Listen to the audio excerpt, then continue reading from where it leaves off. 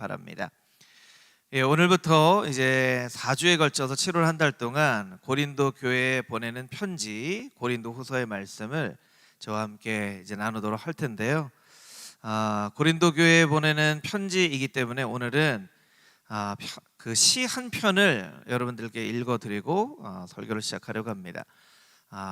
여러분들이 아마 잘 아시는 시일 거예요. 황동규 시인의 즐거운 편지라는 시입니다. 제가 한번 읽어드리도록 하겠습니다. 내 그대를 생각함은 항상 그대가 앉아있는 배경에서 해가 지고 바람이 부는 일처럼 사소한 일일 것이나 언젠가 그대가 한없이 괴로움 속을 헤매일 때에 오랫동안 전해오던 그 사소함으로 그대를 불러보리라. 진실로 진실로 내가 그대를 사랑하는 까닭은 나의 사랑을 한없이 이따은 그 기다림으로 바꾸어 버린 데 있었다. 밤이 들면서 골짜기에 눈이 퍼붓기 시작했다. 내 사랑도 어디쯤에선 반드시 그칠 것을 믿는다. 다만 그때 내 기다림의 자세를 생각하는 것뿐이다. 그동안에 눈이 그치고 꽃이 피어나고 낙엽이 떨어지고 또 눈이 퍼붓고 할 것을 믿는다. 이 시는요, 이 편지, 8월의 크리스마스 이런 영화의 이 모티브가 되는 그런 시였죠. 아마 한때 이 시를 암송하거나 또 이 시로 연애 편지를 써보신 경험들이 있으신 분들도 있으실 거예요. 이 황동규 시인이 18살 때 쓴 시예요. 18살 때 이런 멋진 시를 쓸 수 있었다. 역시 좀 그 탁월한 시인인 것 같아요. 18살 때 연상의 어떤 한 여인을 사랑하는 마음에서 쓴 시가 이 즐거운 편지라고 합니다. 이 시의 그 두 번째 연에 보면요, 내 사랑도 어디쯤에선 반드시 그칠 것이라고 나는 생각을 한다. 그러나 그때의 내 기다림의 자세를 생각할 뿐이다.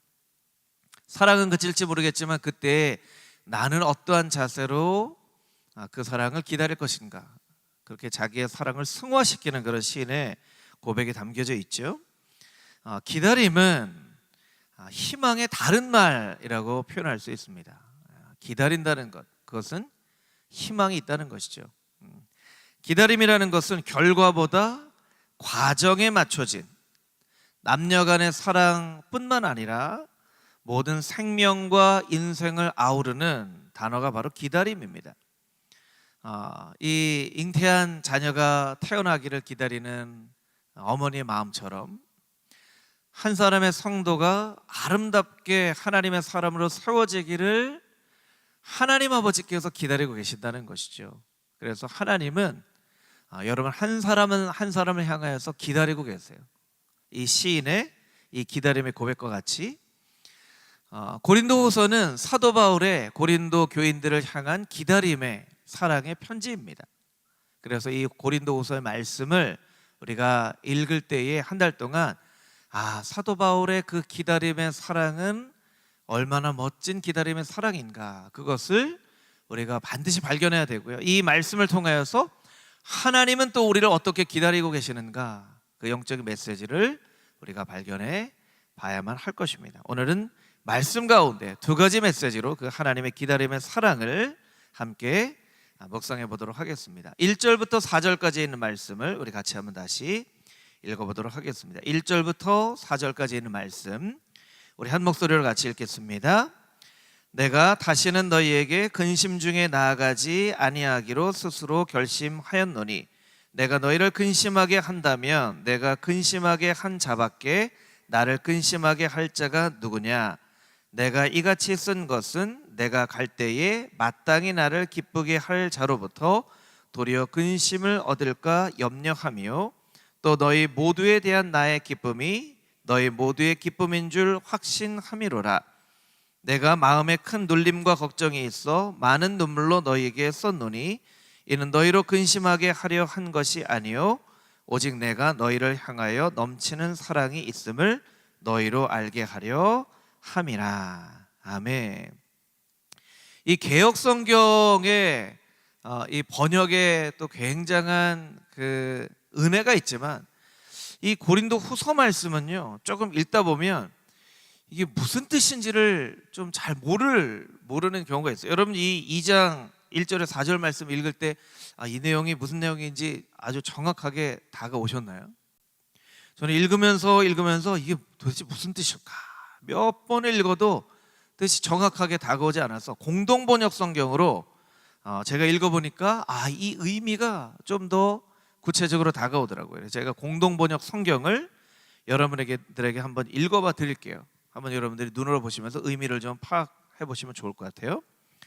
다시는 여러분의 마음을 아프게 하고 싶지 않아서 여러분을 방문하지 않기로 결심했습니다.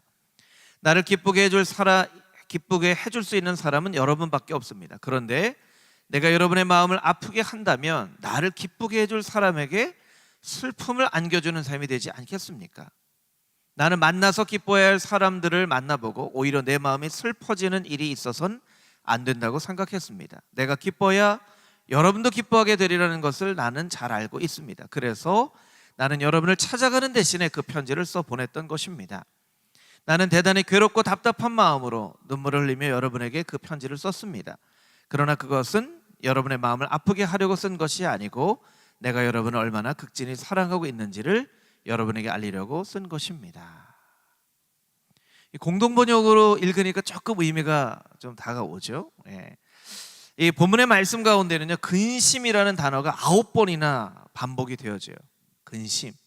사도 바울의 마음 가운데 근심이 있었다라는 거예요. 어떤 근심이었냐면, 원래 이 고린도에는 사도 바울이 오랫동안 머물어서 이 복음을 전한 지역이었어요. 에베소와 고린도는 특별한 애정을 가지고 있었던 지역이었죠. 그런데 사도 바울이 그 고린도를 떠나고 나서 고린도에 여러 가지 문제가 있었다는 것을 소식으로 듣게 됩니다.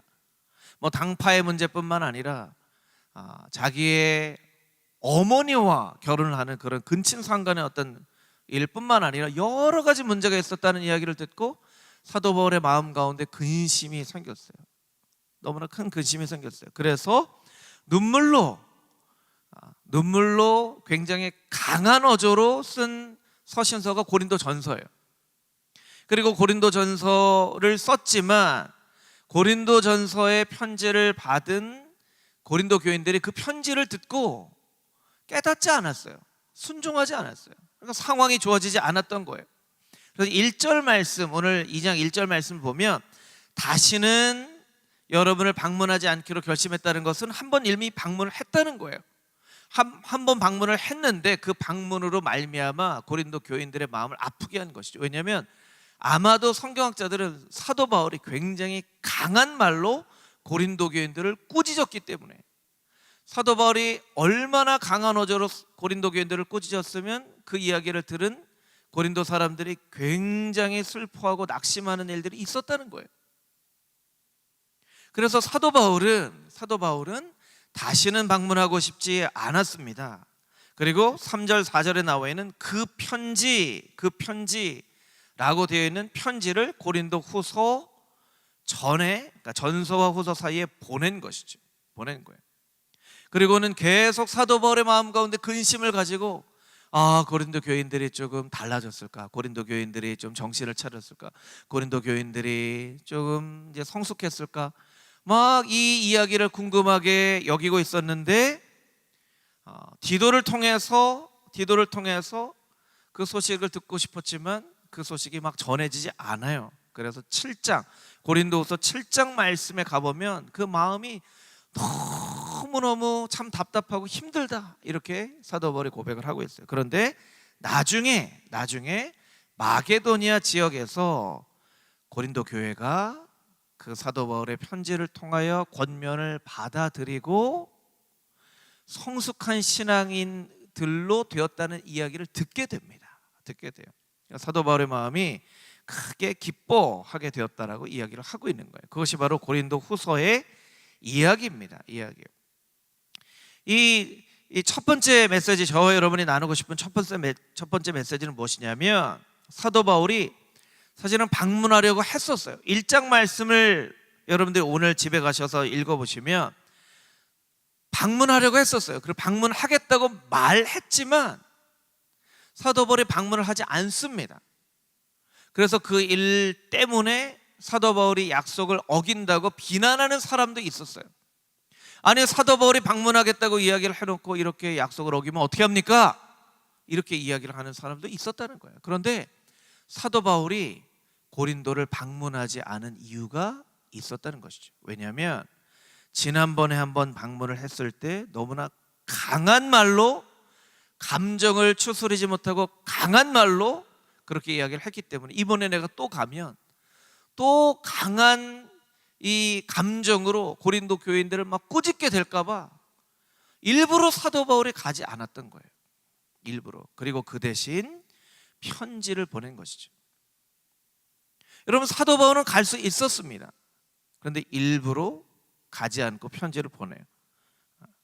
그것은 사도 바울이 고린도 교인들을 사랑하는 아주 지혜로운 방법을 찾았기 때문에 그래요.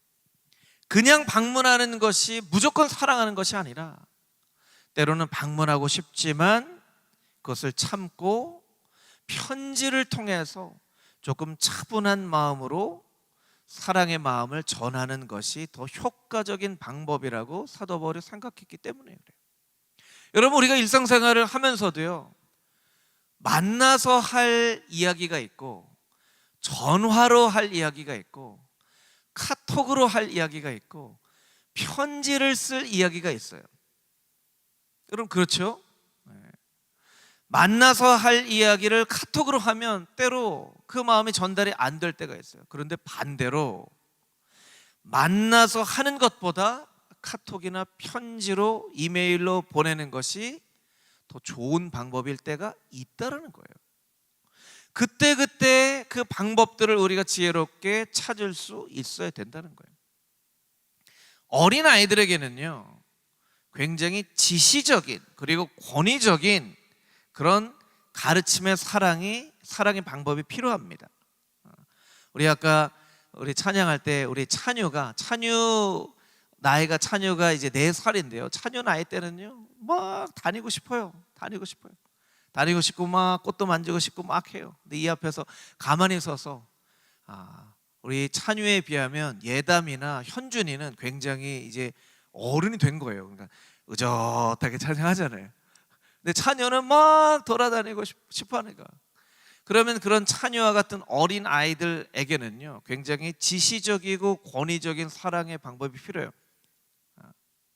박찬유, 가만히 있어. 우리 신강 목사님이 이렇게 손을 잡았지만 움직이지 못하게 하려고 얼마나 이렇게 세게 잡지는 않았겠지만 딱 잡잖아요. 이게 움직이지 말라는 거예요. 왜냐하면 아이들에게 이런 그 자유를 많이 주는 것보다 때로 어린 아이들은요, 안 돼, 이건 돼, 하지 마, 이렇게 필요한 거예요. 그것이 어린 아이들에게 맞는 사랑의 방법이에요. 사춘기에 있는 아이들, 이제 찬유가 커서 이제 초등학교 중학생이 되겠죠. 그럼 초등학교 중학생이 되면 그때는 끊임없이 들어주고 용납해주는 그런 사랑의 방법이 필요합니다. 사춘기에는요, 어떤 행동을 할지 몰라요. 어떤 행동을. 제가 설교 시간에도 한두 번 얘기를 했던 적이 있었던 것 같은데요. 저희 그 첫째 예린이가 지금 이제 22살이 됐는데요. 중학생 때 제가 그 온누리교에 있을 때죠. 그냥 예린이는 식탁에 앉아서 밥을 먹고 있었어요. 저는 지나가면서 예린이를 쳐다본 거고요. 그냥 집에서 그런 일들이 일어나잖아요. 예린이는 밥을 먹고 있었고 저는 지나가는데 예린이가 저와 눈이 딱 마주쳤어요. 그때 예린이가 저한테 이런 얘기를 합니다. 뭘 봐? 그래서 제가 얼마나 깜짝 놀랐는지 몰라요. 얼마나. 나중에 예린이한테, 예린아, 아빠가 이렇게 쳐다봤는데 그렇게 얘기를 하면 어떡해. 얘는 그렇게 얘기한지도 몰라요. 내가 그렇게 얘기했어? 내가 그렇게 얘기했구나. 셋째 예준이가요, 좀 비슷해요. 요새 예준이랑 딱 눈이 맞으시면요, 예준이는 뭐라고 하냐면 뭘 봐 하진 않는데 뭐 뭐 왜 그래요. 사춘기 때는요. 사춘기 때는 자기도 자기 감정을, 자기도 자기의 생각을 이해할 수가 없어요. 그러니까 사춘기 때는 그냥 용납해주고 들어주고 참아주는 그런 사랑의 방법이 필요하죠. 아이들이 이제 성인이 됩니다. 청년이 되면요, 그때는 아이들이 보고 본받을 수 있는 모델이 되어주는 사랑의 방법이 필요해요. 그때는 이렇게 뭐라고 얘기해도 다 컸어요. 그때는 우리 자녀들이 이렇게 볼 때, 우리 아버지가, 우리 어머니가 본받을 만한 모델이 되어지나. 그럼 본받을 만한 모델이 되어지면 그게 아이들에게 영향력이 있는 거예요. 여러분, 자녀들이 다 컸는데도요, 뭐 이거 해라, 이거 하지 말아라, 그거 하면 어떻게 하냐, 이렇게 얘기할 필요 없어요. 그렇게 얘기를 해도 안 듣습니다. 그때는 그냥 본받을 만한, 우리 아버지 어머니는 좀 존경할 만한 분이구나, 본받을 만한 분이구나. 여러분, 사랑이라는 이름은 다 똑같은데 어린 자녀와 사춘기와 청년기의 자녀에게 행하는 사랑의 방법이 다 다르다는 거예요. 때로는요, 우리는 사랑이라는 이름으로 무언가를 하면서 그것이 사랑의 대상이 되어지는 사람들에게 폭력이 되어줄 수 있다는 것, 우리가 미처 깨닫지 못한다는 거예요. 나는 사랑해서 그런 건데, 나는 사랑해서 그런 건데. 근데 아이들의 연령에 맞지 않으면요, 그것이 효과가 없을 뿐만 아니라 다 큰 성인 아이들에게 이거 해, 이거 하지 마 하면 이것은 사실은 폭력이에요. 여러분, 자녀들에게 뿐만 아니라 우리가 함께 신앙생활하는 교우들이나 아니면 부부 사이이나 아니면 어떤 이 사회에서 만나는 사람들에게도요, 사랑하지만 그 지혜로운 방법을 선택할 수 있는 지혜가 우리에게 있어야 돼요. 때로는 그냥 잠잠하게 바라보는 것이 더 진정한 사랑이 되어줄 수도 있고요, 때로는 안 돼! 할 수 있는 것이 더 진정한 사랑일 수 있다는 거예요. 사도 바울은 그것을 깨달아 알았다는 거예요. 갈 수 있었어요. 가고자 했어요. 왜냐하면 고린도 교인들을 너무나 사랑했기 때문에 가고자 했어요. 간다고 얘기를 했어요. 간다고 얘기를 해놓고 생각해 보니까 내가 가면 또 감정이 복받쳐서 막 얘기를 할 수 있는 거예요. 그러니까 가고 싶지만 갈 수 있지만 가지 않는 거예요.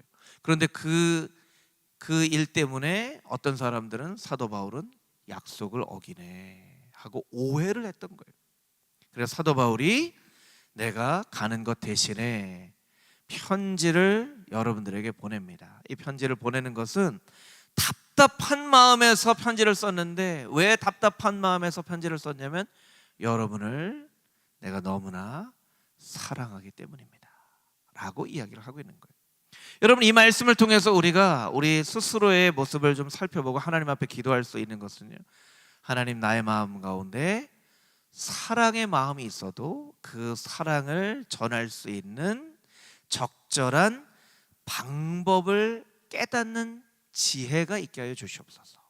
우리가 하나님 앞에 그렇게 기도할 수 있다는 거예요. 여러분, 부부간의 사랑이나 자녀들의 사랑이나 교우 간의 사랑이나 적절하게 사랑을 표현할 수 있는 방법을 깨달아 알 수 있는 지혜가 저와 여러분에게 있게 되기를 주님의 이름으로 축복합니다. 할렐루야. 아멘. 아멘. 5절부터 11절까지 있는 말씀을 우리 읽을 텐데요, 우리 공동번역 성경으로 한번 읽어보면 좋을 것 같습니다. 우리 자막을 통하여서 공동번역 성경으로 우리 한 목소리로 같이 한번 읽어보겠습니다. 시작. 어떤 사람이 내 마음을 아프게 한 일이 있습니다. 그러나 그 사람은 내 마음을 아프게 했다기보다는 사실은 여러분 모두의 마음을 어느 정도 아프게 한 것입니다. 너무 심하게 들릴까 보아서 나는 어느 정도라는 말을 씁니다. 그 사람은 이미 여러분 대다수의 사람에게서 상당한 벌을 받았으니 이제는 여러분도 그를 용서하고 위로해 주시기 바랍니다. 그렇지 않으면 그는 지나친 슬픔에 빠져들지도 모릅니다. 그러니 여러분 부디 그에게 사랑을 다시 베풀어 주십시오. 내가 그 편지를 쓴 것은 여러분이 그 시련을 얼마나 잘 견뎌내는지, 또 내 교훈을 얼마나 잘 순종하는지를 알아보기 위한 것이었습니다. 여러분이 어떤 사람을 용서하면 나도 그를 용서해 줍니다. 그리고 내가 무엇이든 용서한 것이 있다면 그것은 그리스도께서 보시는 앞에서 여러분을 위해서 용서해 준 것입니다. 그러면 우리는 이제 사탄에게 속아 넘어가는 일이 없을 것입니다. 우리는 사탄의 책략을 다 알고 있지 않습니까? 아멘. 5절 말씀을 보여주시면 어떤 사람이 등장을 합니다. 어떤 사람, 내 마음을 아프게 한 어떤 사람, 사실은 내 마음뿐만 아니라 고린도에 있는 모든 성도들을 아프게 한 사람, 이 어떤 사람, 이 사람이 누굴까? 성경학자들은 이 바울 서신에 끊임없이 등장하는 사도 바울의 사도권을 의심하는 사람. 그리고 왜 사도권을 의심했죠? 사도 바울이 예수님 믿는 사람을 핍박한 사람이었기 때문에 끊임없이 저 사도 바울을 사도로 받아들이는 게 맞는 일이야? 이렇게 의심하는 일이 사도 바울을 평생에 따라다녔다는 거예요. 그 사람일 수도 있고, 또 바로 전에 설명드릴 것처럼 사도 바울이 고린도 교회인 방문한다고 이야기를 하면서도 말씀을 어겼다고 비난한 사람일 수도 있고, 혹은 고린도 교회 가운데 있었던 근친상간의 흉악한 범죄를 저지른 사람일 수도 있다라고 성경학자들은 이야기를 합니다. 그런데 5절에 마음을 아프게 한 어떤 사람, 이 사람이 누구인지가 중요한 것보다 더 중요한 것은 사도 바울이 고린도 교인들에게 무엇을 권면하고 있다는 거예요? 용서를 권면하고 있다는 거예요. 용서를 권면하고 있다는 거예요. 7절을 한번 보여주세요. 이제 여러분도 그를 용서하고 위로해 주시기 바랍니다. 용서하고 위로해 주시기 바랍니다. 왜냐하면 이미 상당한 벌을 받았습니다. 상당한 벌을 받았다는 것은 상당한 벌을 받고 자기 잘못을 뉘우치게 됐으니 그에게 용서를 베풀어 주십시오. 10절을 보여주세요. 여러분이 어떤 사람을 용서하면 나도 용서해 줍니다. 그리고 내가 무엇이든 용서한 것이 있다면 그것은 그리스도께서 보시는 앞에서 여러분을 위해서 용서해 주신 것이기 때문입니다. 우리가 용서를 해야만 하는 것을 알죠. 성경이 용서를 말씀하시기 때문에 7번 할까요? 7번씩 70번이라도 용서해라. 이건 끝없이 용서하라는 거예요. 여러분, 용서하라는 것 잘 알고 있지만 여러분, 용서가 쉽나요? 어렵나요? 여러분, 쉬워요? 어려워요? 용서가 참 어려워요. 여러분, 용서가 어려운 이유를 아세요? 용서가 어려운 이유는요, 나 스스로가 나 자신을 잘 용서하지 못하기 때문입니다. 심리학자들이 이야기를 합니다. 자기 자신을 가장 용서하지 못하는 사람은 사실 자기 자신이래요. 하나님도 나 자신을 용서했는데 내가 나를 끊임없이 용서하지 않고 나의 잘못을 묵상하고 죄책감에 빠져서 살아간다는 거예요.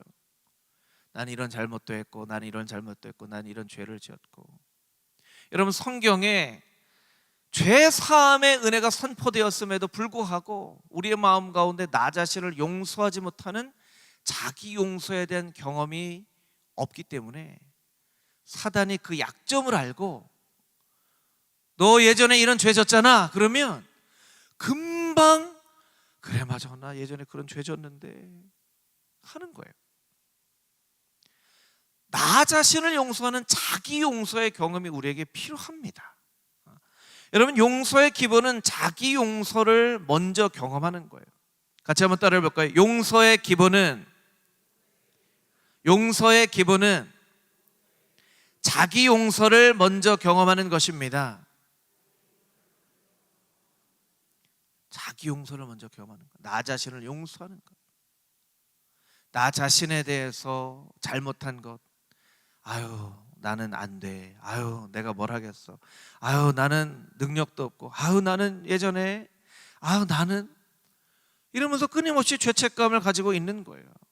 그러니까 자기 용서의 경험이 없기 때문에 타인을 잘 용서하지 못하는 거예요.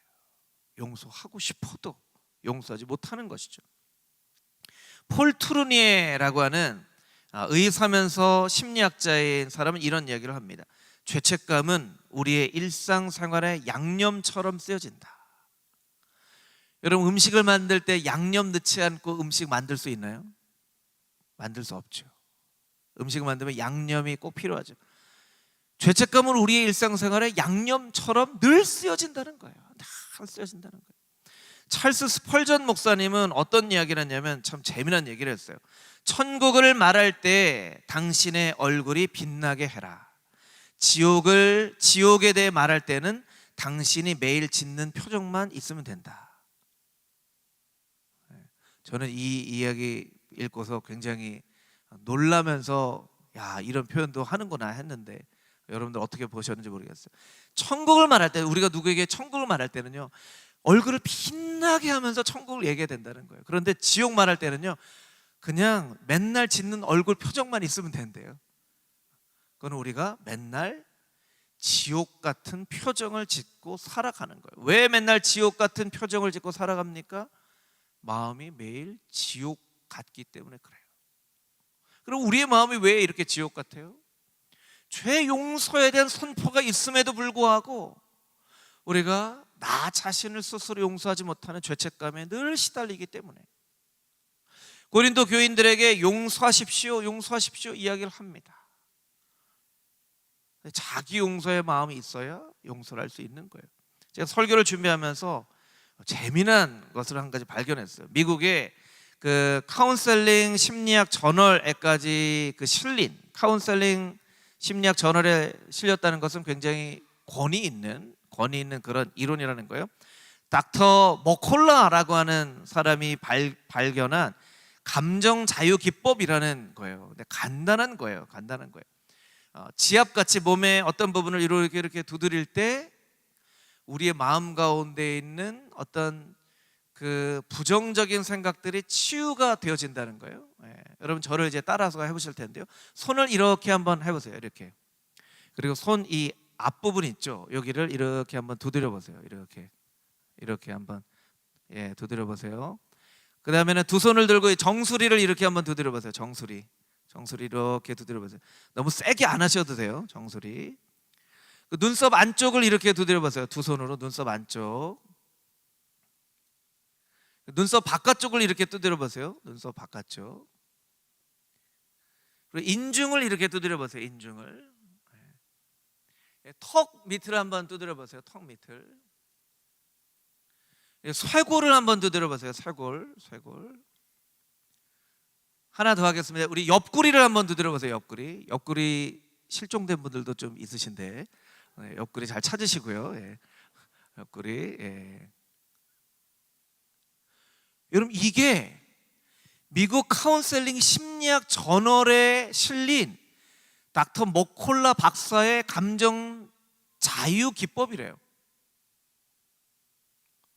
이거 무슨 박사가 안 해도 우리도 다 할 수 있는 거 아닌가요?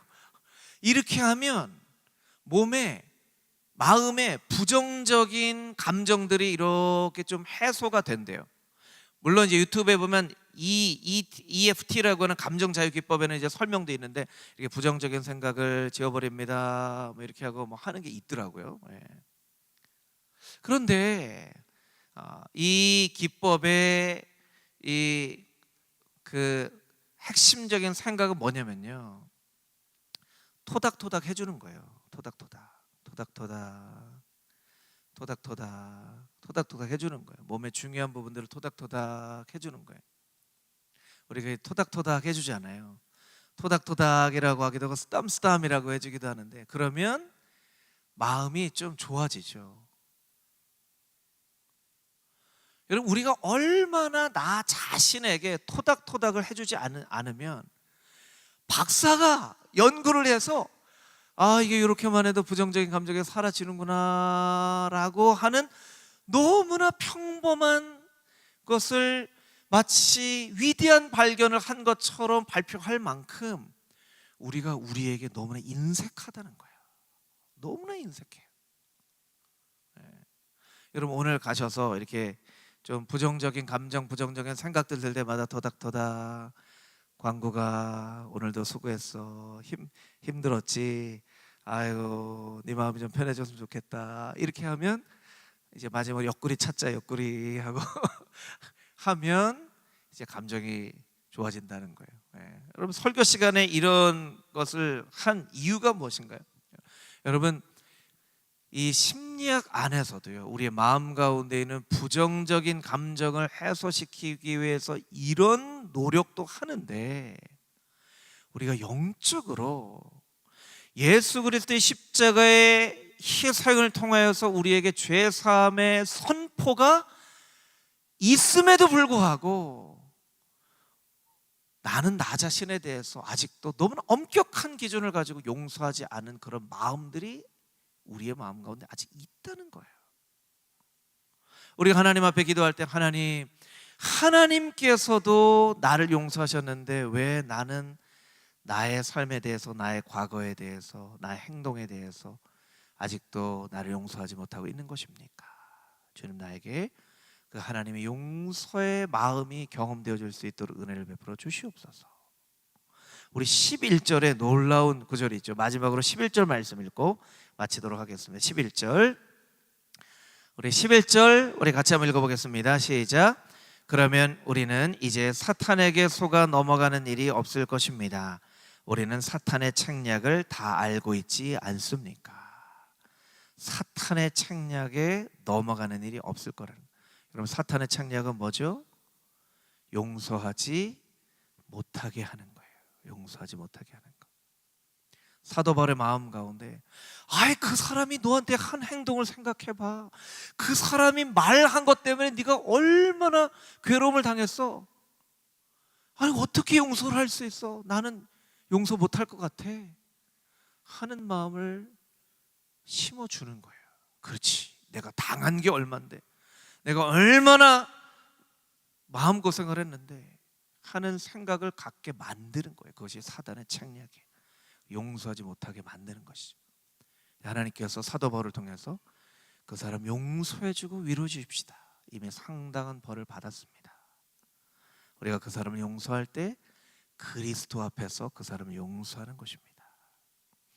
여러분, 여러분의 마음 가운데 용서가 되지 않는 사람이 있다면 하나님 앞에 그 사람의 이름을 불러가면서 용서할 수 있는 은혜를 나에게 부어달라고 기도하십시오.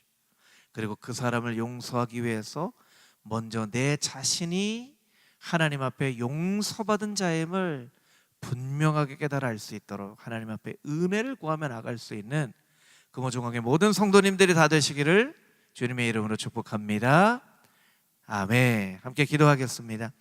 하나님, 고린도 교인들에게 보내는 사랑의 편지 고린도후서의 말씀을 오늘부터 묵상을 하면서 우리가 두 가지 사실을 깨닫게 됩니다. 사랑의 마음이 있어도 그 사랑의 마음을 전할 수 있는 적절한 방법을 아는 지혜가 필요하다는 것을 우리가 깨달아 알게 되었습니다. 사랑의 마음으로 용서하는 것이 필요하다는 것을 깨달아 알았습니다. 주님, 이 두 가지 우리가 오늘 말씀을 통하여 깨달은 사실을 마음 가운데 잘 새기며 예수 그리스도의 그 사랑받은 사람으로서 용서하며 지혜롭게 사랑하며 살아갈 수 있는 하나님의 거룩한 백성들 다 되게 하여 주시옵소서. 살아계신 예수 그리스도의 거룩하신 이름으로 기도합니다. 아멘. 아멘.